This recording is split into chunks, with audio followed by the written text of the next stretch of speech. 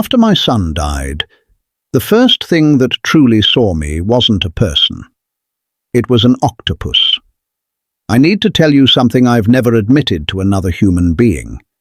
And at 74 years old, I figure I've run out of reasons to keep secrets. For 18 months after my son died, I stopped being a person. I don't mean that poetically.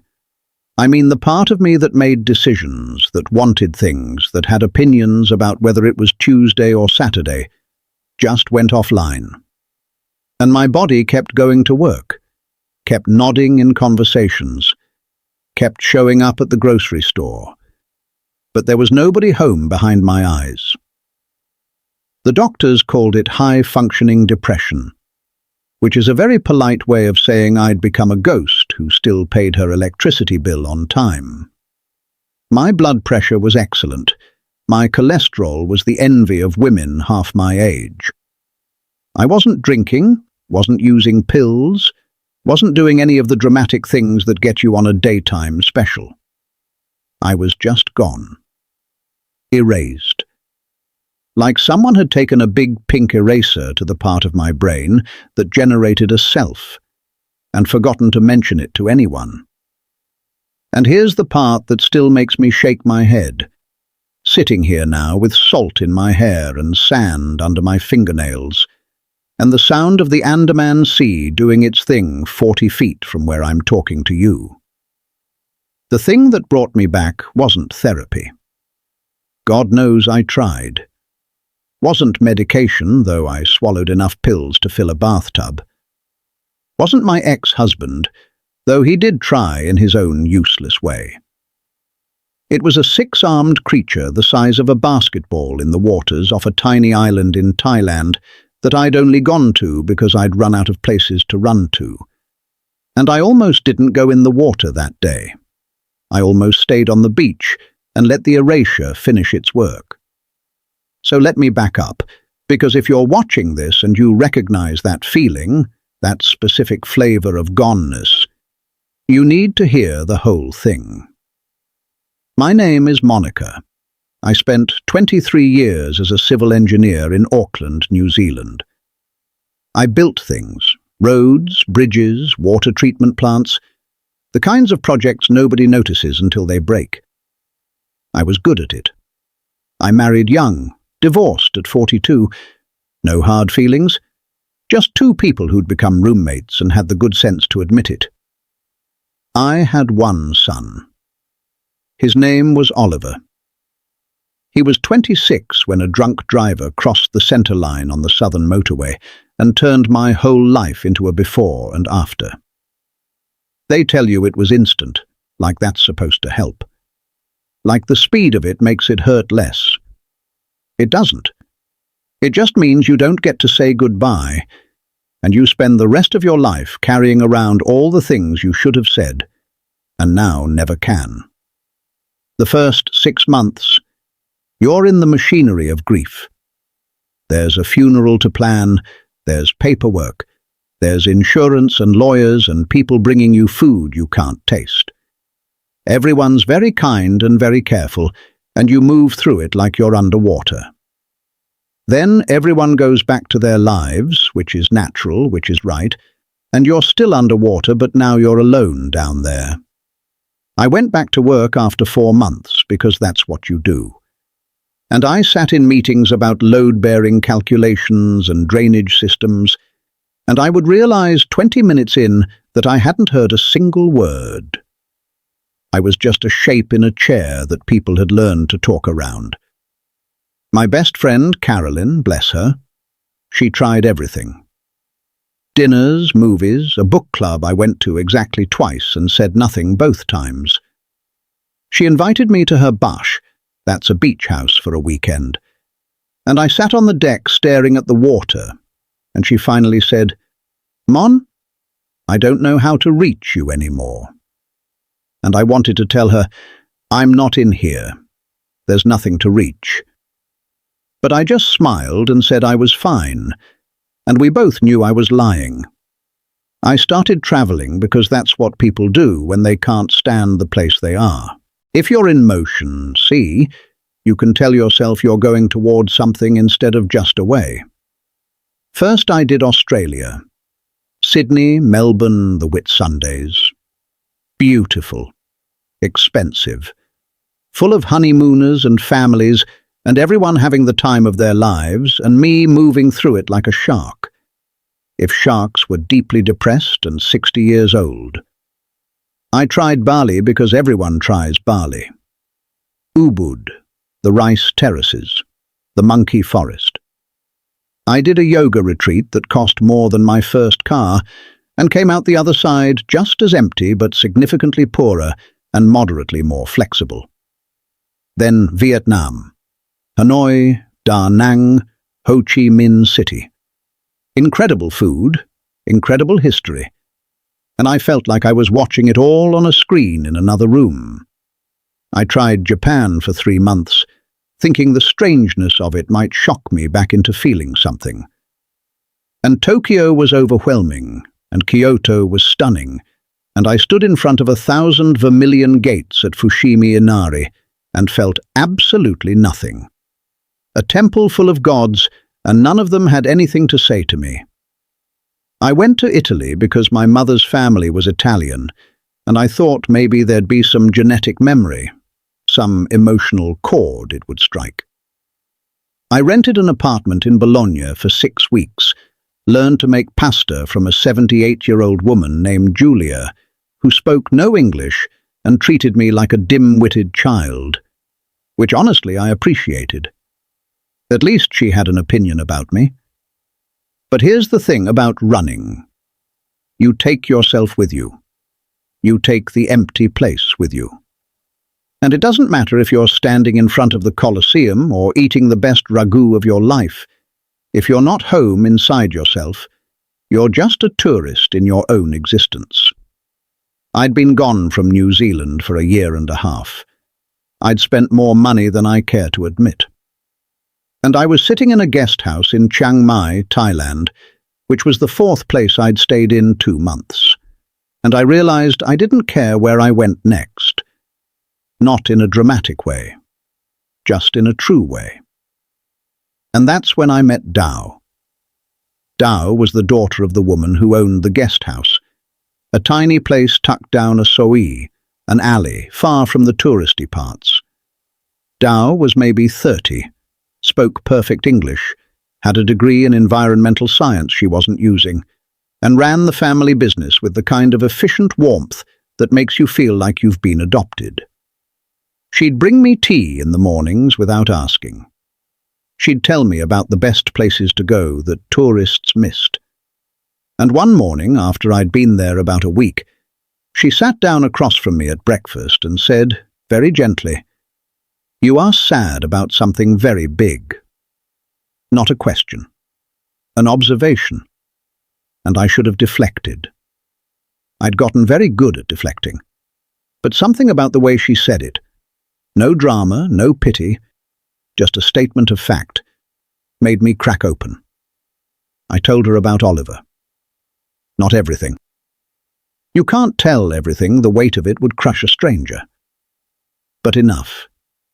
And she didn't say she was sorry, which I appreciated, because I'd heard "I'm sorry" 10,000 times, and it had become a sound people made, like a cough.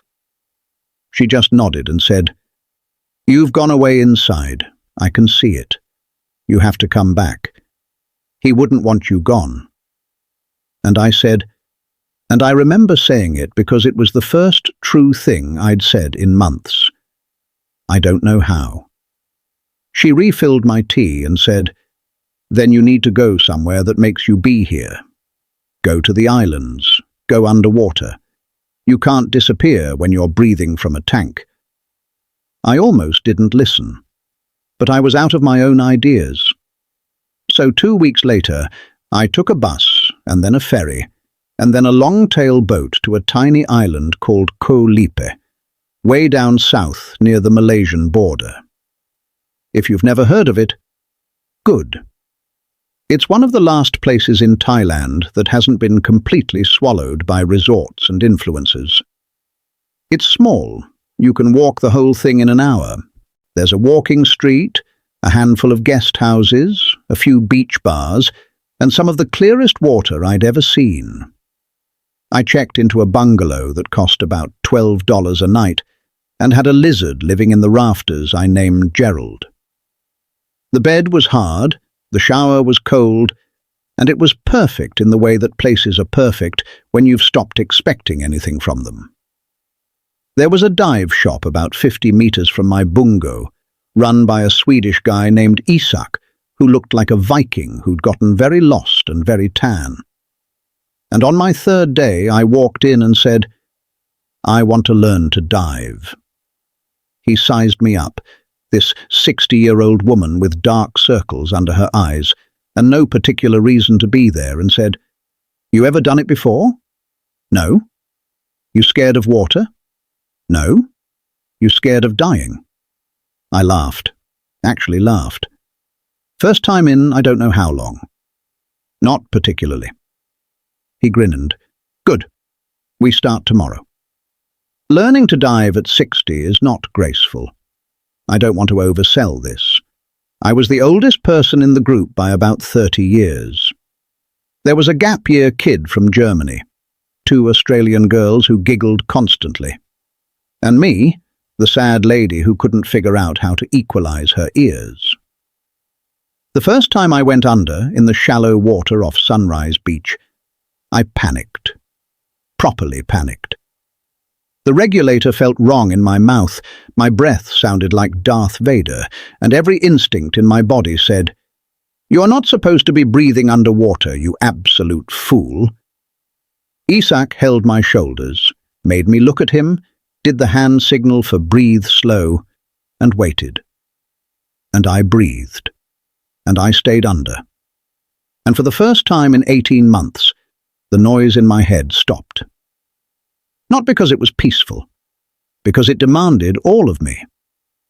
You can't be half present when you're 15 feet underwater learning not to drown. Your brain has one job: keep you alive. And that job requires you to be here. Now, fully. I couldn't afford to disappear when I was watching my air gauge and remembering to equalize and trying not to kick the coral. By the end of the week, I was certified. Barely. I was not a natural. But I was hooked in a way I hadn't been hooked by anything since Oliver died. Because underwater, I had to be a person again. The dives got deeper. Isak took our group out to the dive sites around the Adang Rawi archipelago, places with names like Stonehenge and 8 Mile Rock. And the world under there, I'm not a poet, I don't have the words. Imagine forests made of coral. Towers and tables and fans in colours that don't exist on land. Fish moving in schools so thick they blocked out the sun. Eels peering out of crevices like grumpy old men. A reef shark once, just cruising past, unbothered, like I was furniture. But it was the octopus that changed everything. We were on a dive at a site called Yonghua Wreck, an old cargo ship that went down in the 80s and is now a reef. I'd separated a little from the group, not on purpose, I was just slower, and I was hovering near the hull, watching a school of snappers when I saw it. An octopus. Small one. Body maybe the size of a grapefruit, arms trailing.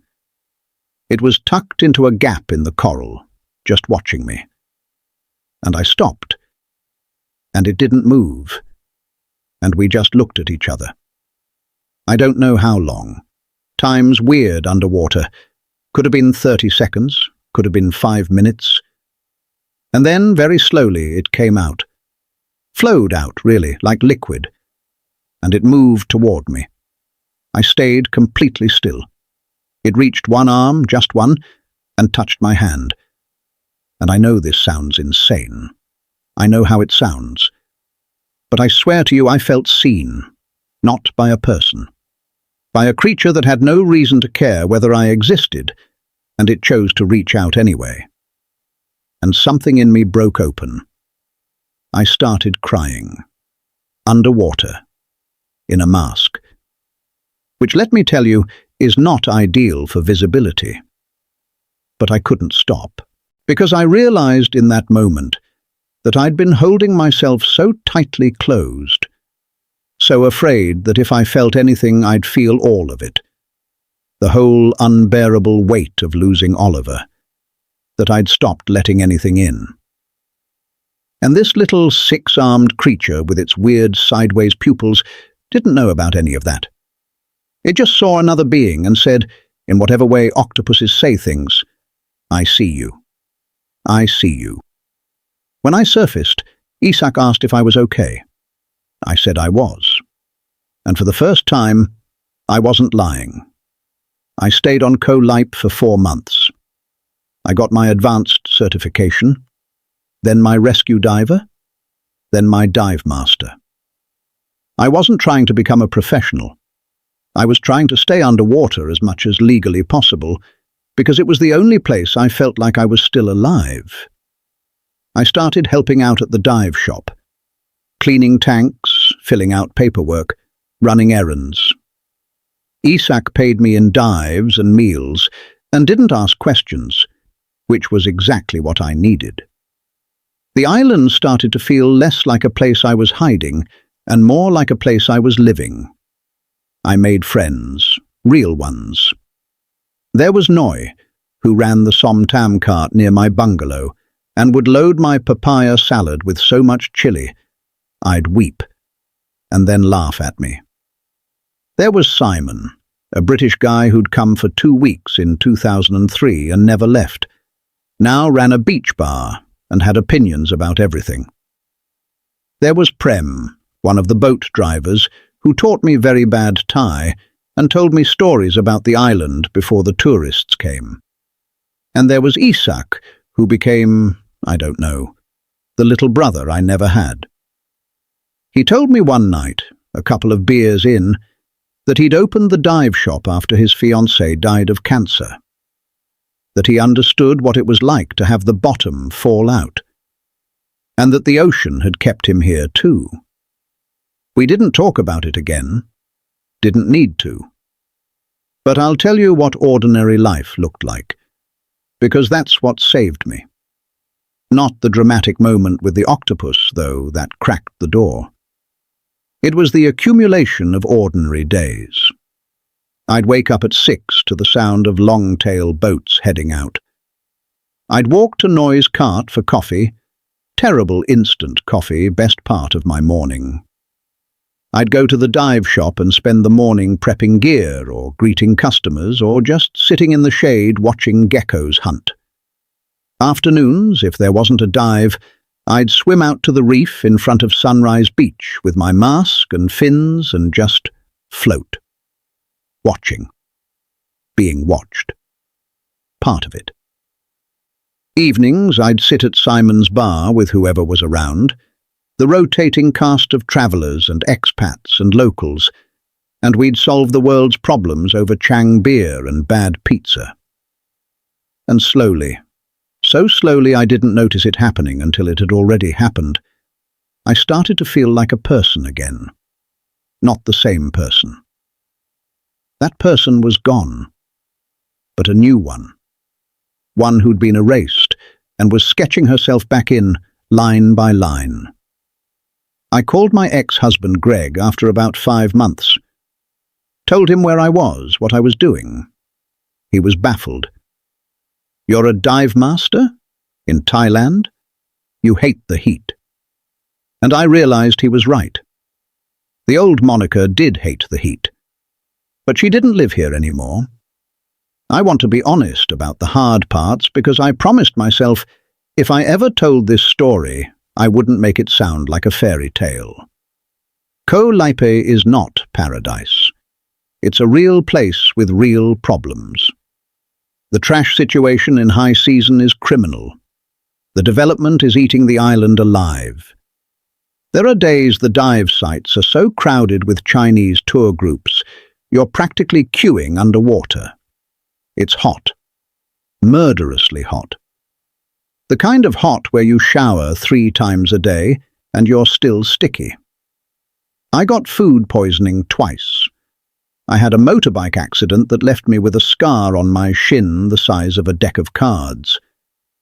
I had to go to the mainland for a tooth thing and spent 9 hours on ferries and buses and wanted to scream.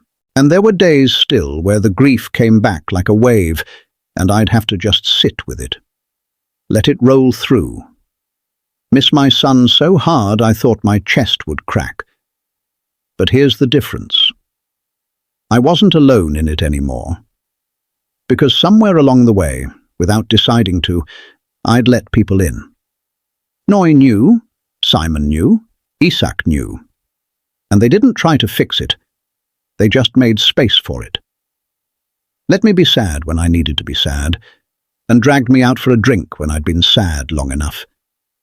There was one night, it was Oliver's birthday, and I was a wreck. Just a complete mess. And I was sitting on the beach alone at like 10 at night, which you're not really supposed to do. And Prem found me. He sat down, didn't say anything for a long time, and then he said, in his broken English, "You cry for your boy." I nodded. And he said, "Good. You cry big, you love big. Same, same. You cry big, you love big. Same, same." I don't think the Dalai Lama could have said it better. After about 8 months, I had to make a decision. My tourist visa was running out, and I either had to leave and do a visa run or commit. And I realized I didn't want to leave. So I figured out the options. Thailand doesn't make it easy to stay long-term unless you're married to a local or you're over 50 and wealthy, which I was one of those things. There's a retirement visa, but the requirements are specific.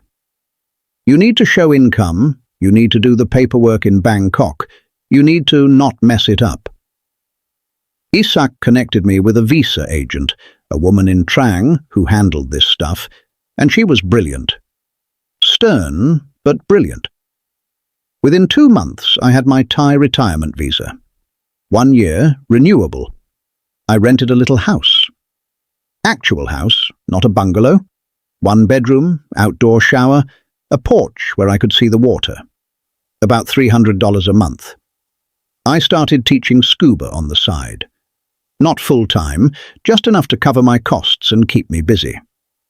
Turns out I'm good at teaching nervous beginners because I was a nervous beginner exactly 5 minutes ago. And I can tell you what it costs to live here because I know someone watching this is doing the math. My rent, $300 a month. Food, if I eat local, maybe another $200. I can have a full Thai meal, rice, curry, vegetables, for about $2. If I want to splurge and have wine and pasta at one of the tourist places, maybe $15. Diving costs me almost nothing because I work in the industry. Utilities, phone, internet, maybe $60 a month. I live comfortably, very comfortably, on about $800 a month. And I have my pension from New Zealand that's triple that. So I'm saving money for the first time in 2 years. But the money is not the point. It never was. The point is, I didn't know I was allowed to start over. I thought at 60, after losing a child, you just endured. Managed. Survived quietly. And then a 6-armed creature touched my hand, and I remembered I was still alive, and that being alive meant something. My daughter-in-law, Oliver's widow, her name is Emma, she came to visit about a year in. She was scared, I think. Scared that I'd gone off the deep end, literally. Scared that I was running away from his memory. And I took her diving. She'd never done it. But she trusted me. And we went down to the reef off Koh Adang, and I showed her the world that had put me back together. And when we surfaced, she was crying, and she said, "He would have loved this. He would have loved that you're doing this." And I said, "I know." Because he would have. Oliver was the kind of person who wanted everyone around him to be fully alive. He'd have been furious with me for spending 18 months as a ghost. So this, all of this, the diving, the island, the new life. It's not running away from him. It's running toward the part of me he loved. I'm 74 now. I've been here almost 3 years. I have a routine. I have friends. I have a favorite coffee cart and a least favorite gecko, long story, and a student I'm teaching to dive who reminds me of me, nervous and determined. I still miss my son every single day, but it doesn't erase me anymore, because I learned something in the water that I couldn't learn on land. You can't hold your breath forever. Eventually, you have to let go and trust the tank. Trust that there's air. Trust that you'll surface. And if you're sitting in a quiet house right now, or a loud city, or anywhere that's stopped feeling like a life, I need you to hear this. You're allowed to start over. You're allowed to get on a plane or a bus or a boat to a place that makes no sense and see if it gives you back to yourself. It doesn't have to be Thailand. It doesn't have to be diving. But it has to be something that makes you be here, fully, in your body, in your breath, because you can't disappear when you're paying attention. And the people you lost, they're not in the staying stuck. They're in the being alive. I promise you that. So go rattle a door. Try something that scares you a little. Let a stranger bring you tea. Let a creature with 6 arms remind you that you're still part of this world. And if you need the practical stuff, the visas and the costs and the how do I actually do this, there's a book that lays it all out honestly. It's called The Honest Move. It's in the description. I wish I'd had it before I left. Would have saved me a lot of guessing. But don't wait for perfect information. I didn't have perfect information. I just had a guest house owner who told me to go underwater. Best advice I ever got.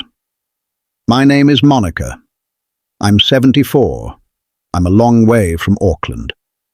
And I'm sitting on a porch on an island in Thailand, with salt in my hair and a dive scheduled in 2 hours, and a life I didn't know I was allowed to have. And I almost stayed home. Don't. There's still air in the tank. Go see what's down there.